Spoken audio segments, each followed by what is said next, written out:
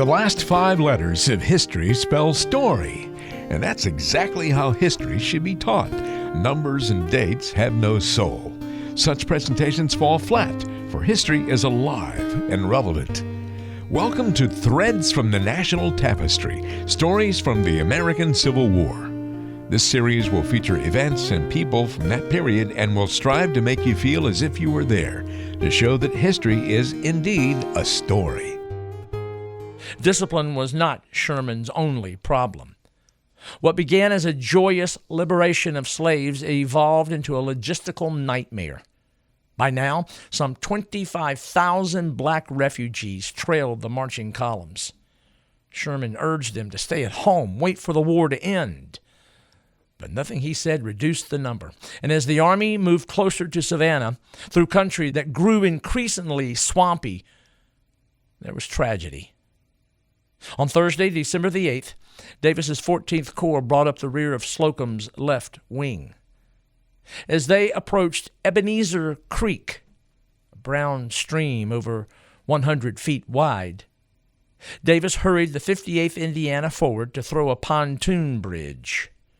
With armed guards holding back some 650 blacks who tailed the column, many of them women and children, Davis marched his corps over. When the last unit crossed, guards got on the bridge and, acting on Davis's orders, cut loose the pontoon bridge. Pulling themselves to the far bank, they abandoned the black refugees. When they realized they had been left behind, terror ensued. Adding to the horror, some of Wheeler's Confederates arrived on the scene, and horror morphed into unadulterated delirium. Some cried, some prayed, some ran wildly up and down the bank, some plunged into the water and tried to swim across. For many who tried, and that included some women clutching babies, a watery death.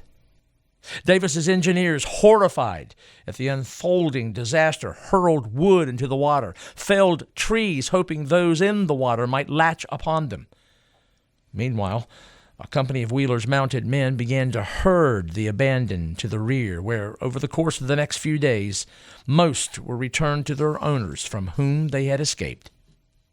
While this horrific scene played itself out, Davis and the 14th Corps marched onward, to the east. Few in that column seemed to care. Few even mentioned the incident in their letters or diaries. True, many were unaware. However, enough did know that harsh criticism was hurled upon Davis and Sherman. Major James Connolly was one who blasted Davis.